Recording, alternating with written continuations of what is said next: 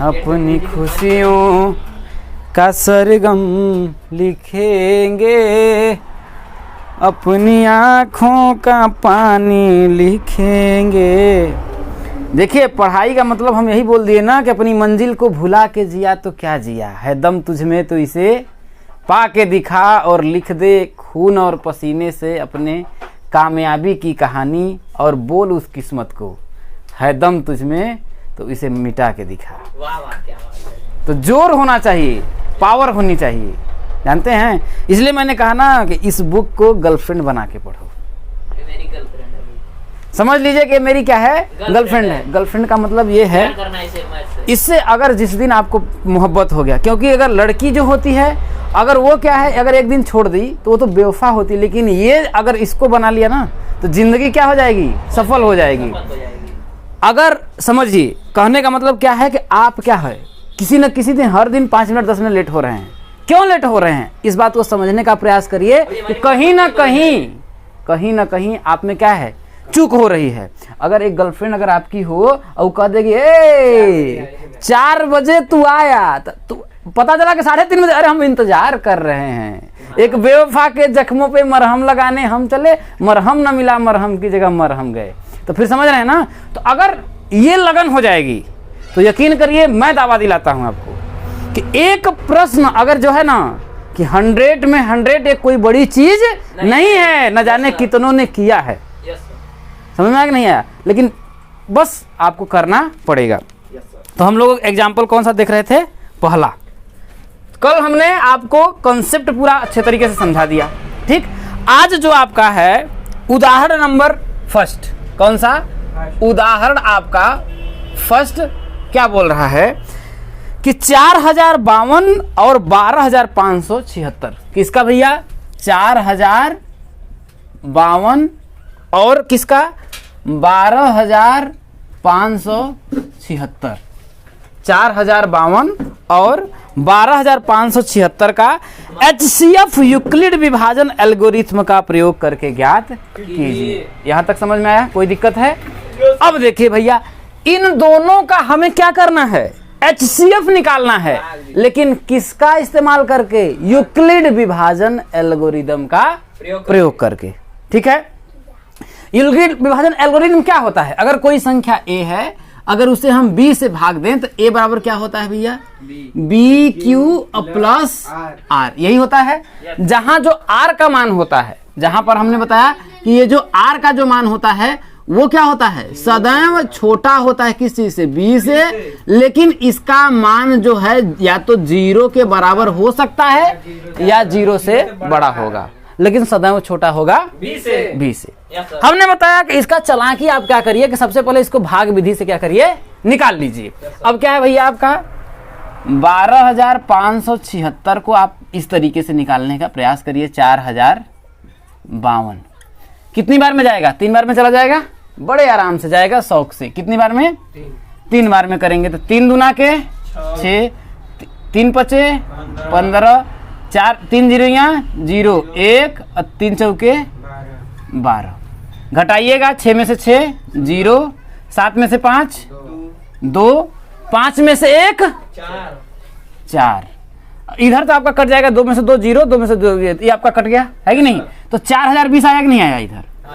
और भाई अब यहाँ पर अगर हम करेंगे तो दशमलव में जाएगा, दशमलव नहीं करना। भाग विधि से क्या होता है कि अंतिम जो शेषफल है वो अगले स्टेप में क्या बन जाएगा, भाजक बन जाएगा। और ये जो है भाजक जो था कहाँ, यहाँ पर चला आएगा, तो क्या हो जाएगा 4052। यहाँ तक समझ में आया, हाँ या ना। अब क्या है 4420 का ऐसा पहाड़ा पढ़िए आप, टेबल पढ़ना, 4 इससे ज्यादा ना हो। 4052 से कितनी बार में, 9 बार में चला जाएगा क्या, हाँ 9 बार में तो चला ही जाएगा, ठीक है। 9 0 9 दूना 18 के 8, 9 चौके 36 और 1 कितना हो जाएगा आपका 37 हो जाएगा। कितना हो जाएगा आपका 37 हो जाएगा। तो 2 में से 0 घटाएंगे क्या होगा 2, हाँ क्या करें घटाएंगे तो क्या होगा आपका 2 होगा। अब 5 में से 8 तो जाएगा नहीं, 15 में से। अब क्या होगा, इससे कर्जा लेगा, इसके बाद 0 है, अब ये क्या करेगा इससे कर्जा लेगा, तो यहाँ पर आपका कितना हो जाएगा 3, यहाँ आपका 10 से कर्जा देगा तो यहाँ 9, यहाँ पर 15, तो 15 में 8 जाएगा, कितना हो जाएगा 7। अब यहाँ बचा 9, 9 में से 7 जाएगा तो कितना होगा आपका? 2 हो जाएगा, यहाँ पर आपका कटा 272 आया। अब भैया अगला वाला जो 420 है ये कहाँ पर आ जाएगा? ये जो 420 है वो 420 यहाँ आ जाएगा। ठीक, अब आपको क्या करना है, 272 का टेबल पढ़िए कि इससे ज्यादा मत, कितने टाइम जाएगा? 1 टाइम जाएगा तो कितना होगा? 272। यहां तक बात समझ में आया? कोई दिक्कत है? अब अगर यहां देखिए 0 में से 2 घटाना है, लेकिन इससे कॉमन लेगा तो 10 में से 2 घटाएंगे तो कितना आएगा? 8। अब यहाँ कितना हुआ? 1 तो 1 जाएगा नहीं, तो इससे कॉमन लेगा 11, 11 में 7 जाएगा तो कितना आएगा? 7, 4 आएगा। यहाँ कितना हुआ? 3, 3 में 2 गया, 148 आया। अब भैया अगला में आ जाइए, 272 कहाँ चला जाएगा? यहाँ जाएगा, हाँ या ना? अब 148 का टेबल पढ़िए, 272 से बड़ा ना हो, कितने टाइम जाएगा? 1 या 2? 1 टाइम जाएगा। कितने टाइम जाएगा? 1 टाइम जाएगा तो कितना होगा? 148। अब देखिए 2 में से 8 हमें घटाना है तो जाएगा नहीं, कॉमन लेगा तो कितना होगा आपका? 12। यहाँ पर हो जाएगा 4, यहाँ कितना हो जाएगा आपका? 6 में से 4 जाएगा तो कितना होगा आपका? 2, और ये कितना हो जाएगा? तो ये हो जाएगा 2 में से 1 गया 1, 124। समझ में आया भाई? 12 में से 8 गया, 4 हुआ, यहाँ 6 हुआ, 6 में से 4 गया 2, और 2 में से 1 गया 1। समझ में आया? और ये 148 कहाँ चला जाएगा? यहाँ पर आ जाएगा। अब क्या करेंगे हम? अब ऐसा टेबल पढ़िए, कितने टाइम जाएगा? 1 टाइम जाएगा ना? हाँ या ना? जाएगा तो कितना हो जाएगा? 124। तो कितना? 8 में से 4 जाएगा 4, 4 में से 2 जाएगा 24 आया। अब ये क्या करेंगे हम? इसको यहाँ पर आएंगे 124, 24 का टेबल पढ़ेंगे तो 24 1 जा 24, 24 2 जा 48, 24 3 जा 72, 24 4 जा 96, और 24 5 जा 120। तो 5 टाइम्स जाएगा तो 100 कितना हो जाएगा आपका? 20 हो जाएगा। कितना हो जाएगा? 20। अब जान लीजिए अगर हम घटाएंगे तो ये 4 में से 0 करेंगे तो कितना आएगा आपका? 4, 4। और यहाँ पर ये पूरा आपका क्या होगा? कट जाएगा, हो जाएगा कि नहीं आ जाएगा? हाँ या ना? कोई दिक्कत है? अब देखिए, अब इसमें हम करेंगे तो ये तो पूरा का आपका कट गया। अब हम क्या करेंगे? ये 24 का कहाँ करेंगे? यहाँ पर आ जाएगा। कैमरा मारा है कि नहीं? दिख रहा है? आ रहा है। अब देखिए ये 24 आपका आया, हाँ या ना? अब 4 का टेबल पढ़िए कि 24 से ज्यादा ना हो। कितने जाएगा? 6 टाइम। ये आपका आएगा 24, ये पूरा आपका कट गया। अंतिम जो भाजक है वही क्या हो जाएगा आपका? वही हो जाएगा HCF। लेकिन ये आपको क्या करना है? रफ कार्य करना है। इसको आप फिर मत कर दीजिए। अगर आप एग्जाम देने जाएंगे, अगर इसको उतार दिए भैया तो एग्जाम में जाएगा, बड़ा चालाक हो यार। तो क्या करेगा? धीरे से इसे करेगा 0। आपने सही किया, लेकिन उसने कहा क्या? उसने कहा कि इस विधि से आपको करना है। मैंने आसान तरीका आपको बताया कि आप क्या करिए, इससे निकाल लीजिए। लेकिन आपको करना क्या है? यूक्लिड विभाजन प्रमेयिका के द्वारा HCF निकालना है। हाँ हाँ, बगल में पेपर में रहता है, उसको आराम से आप क्या करिए, कर सकते हैं। समझ में बात कि नहीं है? बगल में आपका रफ के लिए उसमें रहता है, अपना उतार करके वहां पर लिख दीजिए कि ये रफ वाला कार्य है। समझ में आया कि नहीं है? यहां तक कोई दिक्कत है? अब क्या करना है आपको? इसको क्या करेंगे? आप लिखेंगे 4052 तथा इसके अगला जब क्वेश्चन जब हम सॉल्व करेंगे, देखिए तो ये तो उसका फॉर्म मैंने आपको बता दिया कि इस रूप में आपको करना है। तो लिखेंगे देखिए 4052 तथा इसमें 12576 में कौन सा? यूक्लिड विभाजन। कौन सा? यूक्लिड विभाजन प्रमेयिका या एल्गोरिथम से क्या होता है? a बराबर BQ प्लस R। तो a का मान कितना है? 12576 है। तो इतना 12576 के बराबर आप क्या लिख सकते हैं? आप यहाँ लिखे ना, कितना? 4052 गुणते 3, तो 4052 मल्टीप्लाई बाई 3। यहाँ पर रिमाइंडर आपका क्या आया था? शेषफल कितना आया था? 400 का 20, 420। ये आपका स्टेप फर्स्ट था। अब देखिए, चूंकि R का मान 0 तो यहाँ पर है नहीं, कि है 0, इसलिए आप क्या करेंगे? पुनः 4052 और 420। यहाँ देखिए 4052 और 420 में क्या करेंगे? पुनः, चूंकि यहाँ पर लिखेंगे चूंकि R is not equals to 0, R का मान जो है इतना ही है, इसलिए अतः पुनः किसमें 4052 तथा 420 में क्या यूक्लिड विभाजन एल्गोरिथम, यही लिख देंगे यूक्लिड विभाजन एल्गोरिथम। यहां तक बात समझ में आया? कोई दिक्कत है? नहीं है। अब हम क्या करेंगे, अब यहां पर किए थे ये वाला तो यहां आ जाएगा भाई। ये देखिए दूसरा वाला स्टेप में आपका ये क्या बन गया, आपका भाज्य के रूप में बन गया। तो ये वाला जो आ जाएगा कहां आ जाएगा, यहां पर आ जाएगा। तो लिखेंगे 4052 बराबर, ये क्या है भाग देने वाला है तो 420 मल्टीप्लाई, देखिए यहां पर यही देखिए कितनी टाइम्स गया है, 9 टाइम्स गया। कितना टाइम, 9 टाइम्स गया, प्लस रिमाइंडर कितना बचा, 272 बचा। फिर आपका आर का मान क्या 0 आया, नहीं आया ना।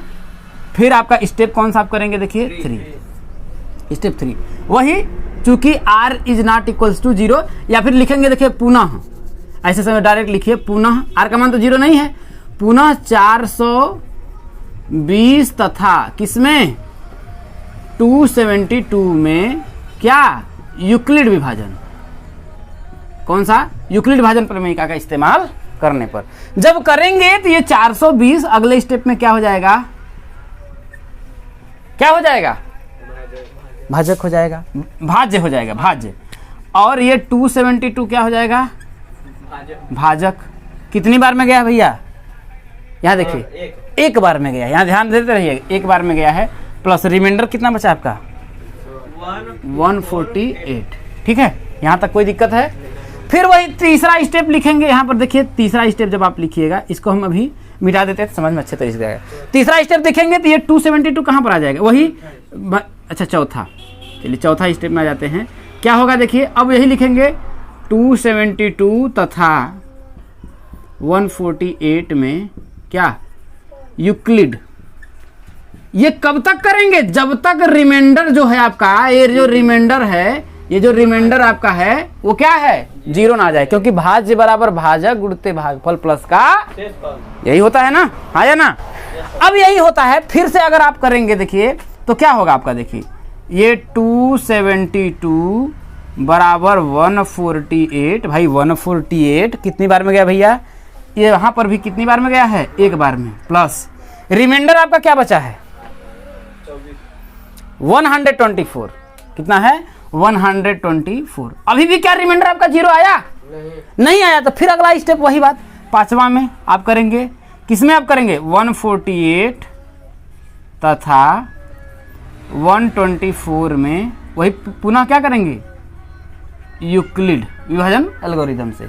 जब ये बात आप करेंगे तो क्या होगा आपका, यहां आप करेंगे तो क्या आपको देखने को मिल रहा है, देखिए कि 148 बराबर 148 बराबर कितनी बार में गया है, देखिए 148 124 कितनी बार में 1 और प्लस रिमाइंडर क्या बचा आपका 24।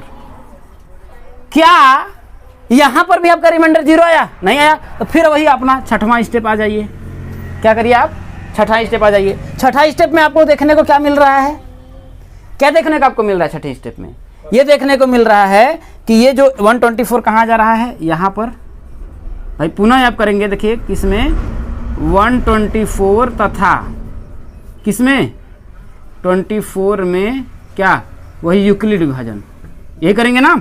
यहाँ पर मैं लिख दे रहा हूँ यूक्लिड विभाजन अगर एल्गोरिथम का प्रयोग करेंगे तो क्या होगा 124 बराबर क्या होगा 24 मल्टीप्लाई बाई 5, क्योंकि 24 5 जा 120। अब प्लस रिमाइंडर कितना आपका आया 4, फिर का रिमाइंडर आपका 0 आया, नहीं आया ना। तो फिर वही आपका कौन सा स्टेप आपका आएगा, सातवां में आएगा, किसमें 24 और तथा 4 में यूक्लिड विभाजन, क्या है यूक्लिड विभाजन एल्गोरिथम से। जब आप करेंगे तो क्या आपको दिख रहा है, देखिए यहाँ पर करेंगे तो 24 बराबर क्या होगा 4 मल्टीप्लाई बाई 6 प्लस का 0। यहाँ देखिए रिमाइंडर यहाँ का क्या हो गया r इक्वल टू 0, r का मान क्या है 0 है। अतः HCF मतलब कि मौस अंतिम जो भाजक क्या है भैया आपका 4 है, तो वो क्या हो जाएगा आपका 4 हो जाएगा, यही आपका आंसर हो जाएगा। अब देखिए अगर आपको यहाँ पर देखने को थोड़ा सा अगर दिक्कत दिख रही हो तो मैं इसको मिटा देता हूँ। ये तो मैं सुविधा के लिए आपको लिख दिया, ये चीज़ आपको पेपर में नहीं लिखना है। समझ में आ रही बात ना? ये जो है आपका पेपर में ये नहीं रहेगा, रफ कर लेंगे फिर हाई वाला हाँ ये आपको यूक्लिड भाजक एल्गोरिथम से ये तरीके लिखेंगे। अब देखिए थोड़ा टेढ़ा हो गया, नहीं तो एकदम इससे सीधा लिखेंगे, समझ में आया कि नहीं है? तो ये तरीका आप अपनाइएगा, ये आपका सबसे बेस्ट तरीका है। और यही आपका प्रश्नावली 1.1 का पहला वाला जो क्वेश्चन है एकदम ऐसे डिक्टू आपको ऐसे ही करना है। तो एग्जाम्पल सहित मैं आपको बता रहा हूँ, एक प्रश्न मैं नहीं छोड़ूंगा आपके हवाले, पूरा मैं करवा रहा हूँ। अब इसके बावजूद भी अगर आपका ना आए तो बेइज्जती है ना, धिक्कार है मेरे पढ़ाने पर।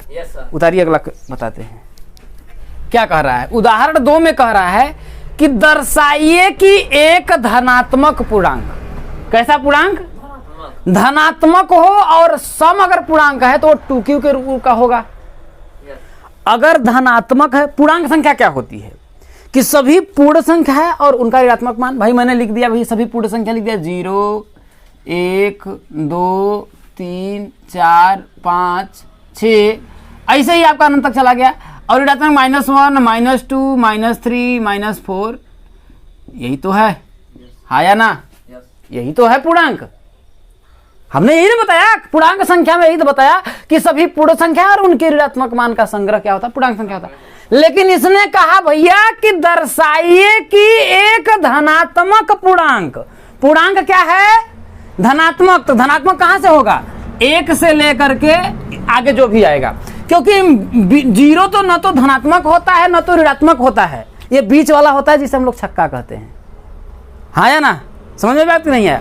इसको एक संख्या देखिए सीधे कह देना चाहिए, ये छक्का पूर्णांक, क्या बोल सकते थे इसको, समझ में आया नहीं? 0 क्या है, एक छक्का पूर्णांक, ऐसे समझ लीजिए, है कि नहीं है? न तो ये मर्द है न स्त्री है न ही पुरुष है, क्या है नपुंसक है, नपुंसक लिंग में मान लीजिए आ गया। समझ में आया कि नहीं है? कोई दिक्कत है?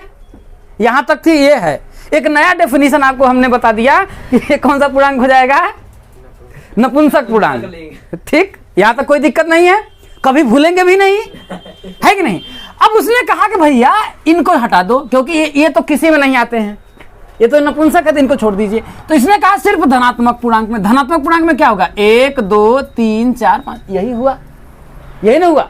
अब कह रहा है कि अगर वो सम होगा, जैसे ये 2 क्या है सम पूर्णांक है ना, मैंने क्या कहा सम संख्या क्या होती है जो 2 से पूर्णतः क्या हो जाती है विभाजित हो जाती है, वो सम संख्या, जैसे 2 हुआ 4 हुआ 6 हुआ। तो इसमें सम वाला मैं ले लेता हूं, अलग लिख लेता हूं, सम पूर्णांक जैसे मैंने ले लिया 2 और क्या हो जाएगा 4 और क्या हो जाएगा भैया आपका 6, ऐसे ही आपका 8, ऐसे ही आपका चला जाएगा, ये सम होगा। और विषम क्या होगा, विषम होगा जैसे 1 3 5 7, भाई यही ना बताया था कि जो संख्या 2 से पूर्णतः विभाजित हो जाती है उसे सम संख्या बोलते हैं, और जो संख्या 2 से पूर्णतः विभाजित नहीं होती है उसे विषम संख्या बोलते हैं। इसमें यही बोला कि दर्शाइए कि एक धनात्मक पूर्णांक, धनात्मक कैसा देखिए सम पूर्णांक, धनात्मक जो सम पूर्णांक होगा वो 2q के रूप का होता है, तथा धनात्मक विषम पूर्णांक 2q + 1 के रूप का होता है। तो यूक्लिड विभाजन प्रमेयिका के बारे में जब हमने बताया कि a अगर कोई संख्या है, एक और कोई संख्या है, अगर उसे हम b से विभाजित करें और q टाइम्स में अगर विभाजित हो तो a बराबर क्या होता है आपका, यही तो होता है, a बराबर होता है आपका bq + का r, यही बताया था। जहां पर हमने बताया था कि ये जो r का जो मान है, किसका r का जो मान है वो सदैव क्या होगा भैया छोटा होगा, किस चीज से b से, इस b से r का मान सदैव क्या होगा छोटा होगा, और क्या होगा, और इसका मान सदैव क्या होगा या तो 0 के बराबर होगा या तो 0 से बड़ा होगा, यही बताया था क्या। अब यहां पर जरा समझने का प्रयास करिए, अगर मान लीजिए a कोई पूर्णांक है तो अगर यहां देखिए 2q का मतलब देखिए यहां पर q का जो है मान, तो यहां पर जैसे अगर मैं इसको लिखूं देखिए एक है 2q और एक क्या है 2q + का 1, यहां देखिए b का जो मान यहां देखिए आपका फिक्स किया है कि b की जगह पे क्या है, दोनों कंडीशन में b का मान क्या दिया है फिक्स किया, क्या दिया है 2 दिया है, क्या दिया है इसका मतलब कि कोई भी पूर्णांक है उसको भाग किससे देना है? 2 से देना है। किसे भाग देना है?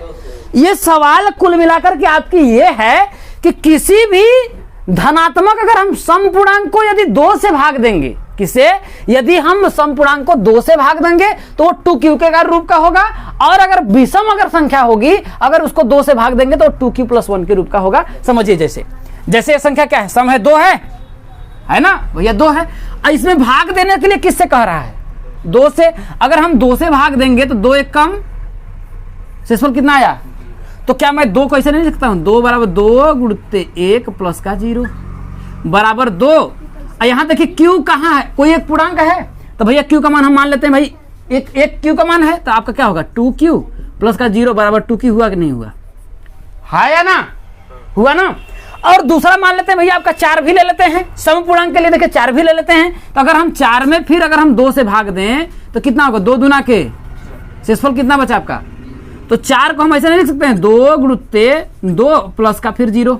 आया कि नहीं आया? तो 2 तो आपका फिक्स है, हर बार 2 का मान फिक्स है, लेकिन q का मान हमेशा बदल रहा है। देखिए यहाँ पर q का मान 1 था, यहाँ q का मान क्या है? 2, 2q + का 0। तो यहाँ पर a = 2q नहीं लिख सकते हैं, है कि नहीं? देखिए ये वाला बात बोल रहा है। वैसे ही अगर आप 6 लेंगे तो 2, यहाँ पर 6 होगा तो 2 × 3 + का 0 हो जाएगा। तो सम जो है 2q के ही रूप में हर बार आ रहा है कि नहीं आ रहा है? आ रहा है ना, क्योंकि q का जो मान है हर स्थिति में क्या हो रहा है? बदल रहा है। यहां तक कोई दिक्कत नहीं है। अगर हम विषम संख्या ले लेते हैं, कोई विषम संख्या ले लीजिए, अगर हम 1 को ही ले लें, अगर 1 में अगर हम 2 से भाग दें तो 2 0 कितना आया आपका? 1 आया। तो क्या मैं 2 को ऐसे नहीं लिख सकता हूं? 2 × 0 और + का 1 लिख सकते हैं? नहीं लिख सकते हैं? बराबर 2। और q का मान यहाँ पर क्या है आपका? 0 हुआ तो 2q + का 1 आया कि नहीं आया? भाई उसी के रूप में आ रहा है कि नहीं आ रहा है? आ रहा है ना। और मैंने आपको बताया था कि ये जो r का जो मान है, ये शेषफल जो होगा इससे हमें सदैव छोटा होगा। यहाँ तक कोई दिक्कत है? दूसरा देखिए, अगर मैं आपका 5 ले लेता हूँ तो 5 को मैं क्या लिख सकता हूँ? 2 × 2 और + का 1, क्योंकि 2 दूना के 4। भाई 5 में अगर 2 से भाग दीजिएगा तो क्या आएगा? 2 दूना 4 आएगा, एक शेषफल बच जाएगा आपका। तो 5 बराबर क्या? इसको मैंने लिख सकता हूँ भाई 2 और 2 का मान फिक्स है, q + का 1, क्योंकि यहाँ पर फिक्स नहीं है ना भाई। क्या एक निश्चित पूर्णांक है? क्या पूर्णांक संख्या निश्चित नहीं है ना, अनंत है। तो ये चीज आपको देखने में मिला कि नहीं मिला? है कि नहीं है? तो हम क्या करते हैं, इसको इस तरीके से कर लेते हैं। अब अगर हम सब सॉल्व करेंगे, ये समझने के लिए आपको ये बात समझ में आ गई होगी कि समपूर्णांक 2q का रूप का क्यों हो रहा है और विषम 2q + 1 का रूप क्यों हो रहा है कि नहीं? यहां तक बात समझ में आई। अब हम क्या करते हैं, इसमें मान लेंगे। जब हम इसको सॉल्व करेंगे तो यहां मानेंगे। क्या मानेंगे भैया? कि माना, क्या करेंगे? सवाल माना कोई धनात्मक पूर्णांक क्या है? a। माना कोई धनात्मक पूर्णांक क्या है? a है, तथा b का मान तो फिक्स किया ना। b का मान यहां पर फिक्स किया। क्या दिया यहां पर? देखिए 2 दिया है ना, फिक्स किया है ना कि नहीं किया है? तथा b = 2। तब a तथा b में यूक्लिड विभाजन प्रमेयिका से, तब a तथा b में यूक्लिड विभाजन प्रमेयिका से, अब प्रमेयिका से जब आप करेंगे तो a बराबर क्या होगा? देखिए भाई a में जब हम b से भाग देते हैं, मान लेते हैं भाई a क्या है? a है, इसमें मान लेते हैं 2, एक है, मान लेते हैं भाई r टाइम्स आपका जाता है या q टाइम्स जाता है, और भाई कुछ भी आता है, रिमाइंडर आपका r बचता है। तो a बराबर क्या होगा आपका? 2q और + का क्या हो जाएगा? r होगा। यही ना होगा? a बराबर bq + r। तो b का मान तो फिक्स किया है ना, यहाँ देखिए b = 2 दिया है ना। तो क्या a बराबर 2q + r हम लिखेंगे कि नहीं लिखेंगे? यहां पर जो r का मान होगा, कौन सा? r का जो मान होगा, r का क्या होगा? देखिए r का जो मान होगा सदैव छोटा होगा 2 से। होगा कि नहीं होगा? क्योंकि r क्या है यहां पर? शेषफल है, और शेषफल सदैव क्या होगा? भाजक से छोटा होता है ना। जैसे अगर मैं भाई किसी भी संख्या 8 है, 2 से भाग दीजिए या 9 ले लीजिए, ठीक है? तो 2 चौके 8, शेषफल कितना बचा? 1 आया। शेषफल कभी भी इससे बड़ा होगा नहीं होगा ना। तो यहां बता रहा है कि आर का मान क्या दिया है आपका, देखिए बी का मान 2 दिया है और इसका जो मान है 0 से बड़ा होगा या 0 के बराबर हो सकता है। अगर यहां पर 8 लेते तो शेषफल क्या होता, 0 है कि नहीं है। तो यहां पर आप ये समझने का प्रयास करिए कि आर का संभव मान क्या होगा। इसे समीकरण नंबर 1 मान लीजिए। यहां पर आप देखने का प्रयास करिए कि आर का संभव मान क्या हो सकता है। यहां पर आर का जो मान है 2 से तो भैया छोटा है, आर का मान 0 हो सकता है, आर का मान 0 हो सकता है क्योंकि यहां पर बराबर हो सकता है। तो आर का जो संभव मान है एक तो 0 हो सकता है और क्या हो सकता है, 1 हो सकता है, लेकिन 2 नहीं होगा क्योंकि यहां बोल रहा है कि 2 से आर का मान छोटा है और 0 के बराबर हो सकता है, 0 से बड़ा हो सकता है। यहां 0 से बड़ा भी होगा और 0 के बराबर, तो आर का 2 ही में संभव मान मिल रहा है, या तो 0 आएगा या तो 1 आएगा, या तो 0 आएगा या तो 1 आएगा, है कि नहीं। तो आर का संभव मान क्या हुआ आपको, हमको मिला 0 और 1 मिला हाँ या नहीं, मिला ना। अब जब आर का 2 संभव मान 0 और 1 मिला, ये बात समझ में आ रही है ना कि 0 और 1 कैसे आया। यहां ये दिखा रहा है कि आर का जो मान है 2 से छोटा है, तो 2 से छोटा जैसे अगर भाई और 0 से बड़ा है और 0 के बराबर हो सकता है, तो आर का मान क्या होगा, या तो 0 होगा या तो 1 होगा। 2 तो हम कर नहीं सकते क्योंकि ये बता रहा है कि भैया 2 से छोटा है, क्योंकि यहां दिखा रहा है 2 से ये छोटा है तो इसका 2 ही संभव मान आएगा, 0 और 1 आएगा। यहां तक बात समझ में आई, कोई दिक्कत तो नहीं हुआ, हाँ या ना। अब जब इतना बात समझ में आई तो अब हम क्या करेंगे, कुछ नहीं करेंगे, आर बराबर 0 समीकरण 1 में, ये समीकरण 1 है ना, समीकरण 1 में रखने पर अपने जान के दुश्मन को हम अपनी जान कहते हैं, मोहब्बत की इसी मिट्टी को हिंदुस्तान कहते हैं। आर बराबर 0 समीकरण 1 में रख दीजिए। क्या देखने को मिला कि a बराबर 2q अब प्लस का क्या करेंगे 0, तो a बराबर 2q प्लस 0, तो a बराबर क्या, मैं 2q नहीं लिख सकता हूं, लिख सकता हूं। इसे मान लीजिए स्थिति फर्स्ट मान लीजिए, स्थिति फर्स्ट मान लीजिए, क्या फर्क पड़ता है, यहां तो कोई दिक्कत नहीं हुआ। अब दूसरा स्टेप में आप क्या करिए, कि r का मान 0 तो रख दिया, अब क्या करिए, r बराबर 1 समीकरण, यहां लिखेंगे पुनः r बराबर 1 समीकरण 1 में रखने पर, ठीक, यहां तो कोई दिक्कत नहीं है, हाँ या ना। अब जब कोई दिक्कत नहीं भैया तो यहां पर a बराबर क्या होगा आपका 2q, अब प्लस का r का मान क्या लिखा हमने 1 रखा, तो 2q प्लस का 1 रखा, यही लिखा ना। इसे स्थिति 2 मानिए, इसे क्या मानिए, स्थिति 2 मानिए। अब यहां समझिए जरा, इसने बोला कि अगर समपूर्णांक रहेगा तो 2q के रूप का रहेगा, तो 2q मतलब संख्या 2 से विभाजित होगी। अब ये जो 2q है, ये वाला संख्या जो हमें मिला, अगर इसमें अगर हम 2 से भाग देंगे तो क्या ये विभाजित होगा कि नहीं होगा, इसमें अगर हम 2 से भाग दें तो क्या ये 2 से विभाजित होगा या पूर्णतः नहीं होगा, होगा ना। तो अब जरा बताइए, अगर ये 2 से पूर्णतः विभाजित है तो ये सम ही तो संख्या होगी, क्योंकि सम संख्या क्या होती है, वह संख्या जो 2 से पूर्णतः विभाजित होती है। तो अगर इसमें हम 2 से भाग दे तो ये देखिए पूरा कट जाएगा, नहीं कट जाएगा भाई। 2 से अगर आप भाग दीजिएगा इसमें, जैसे भाई 2q है, इसमें 2 से भागे 2 1 कम, तो पूरा कटा ना, तो ये q आपका आया कि नहीं आया, चाहिए इसका q का मान कोई फिक्स हो, तो 2 से विभाजित हुआ कि नहीं हुआ। तो अब बताइए, इससे हम सम बोलेंगे या विषम बोलेंगे, 2 से पूरा विभाजित हो रहा है कि नहीं है, तो इससे बोलेंगे। अब देखिए स्थिति फर्स्ट में, देखिए और स्थिति सेकेंड में आपको क्या देखने को मिल रहा है, कि 2 से पूर्णतः आपका विभाजित हो रहा है, लेकिन ये जो 1 बच रहा है, क्या ये 2 से पूर्णतः विभाजित हो रहा है, हो रहा है कि नहीं हो रहा है, नहीं हो रहा है, कि हो रहा है, नहीं हो रहा है। जब ये नहीं हो रहा है तो जरा बताइए, ये तो 2 से पूर्णतः सट रहा है, लेकिन ये सट नहीं रहा है, ये क्या कर रहा है, हट रहा है, क्या कर रहा है, हट रहा है। तो अब हम इसे सम बोलेंगे या विषम बोलेंगे, भैया ये 2 से पूर्णतः विभाजित तो हो रहा है, लेकिन 1 2 से पूर्णतः विभाजित नहीं हो रहा है, तो ये विषम होगा कि सम होगा। अगर मान लेते हैं q का मान अगर हम 1 ही रख दें, मान लें कि q का मान 1 है, तो 2 1 कम 2 1 3, संख्या क्या आई 3, विषम होगी कि नहीं होगी। अगर q का मान 2 ही रख दीजिए तो 2 दूना के 4 1 5, a का मान कितना आया 5। अगर इसका मान अगर जो भी रखना हो 3 4 5 जो भी रखिए, 10 रखिए, 10 दूना 20 और 1 21, तो सम आएगी कि विषम आएगी। तो हम ये कह सकते हैं ना कि स्थिति फर्स्ट और स्थिति सेकंड से, अतः स्थिति फर्स्ट तथा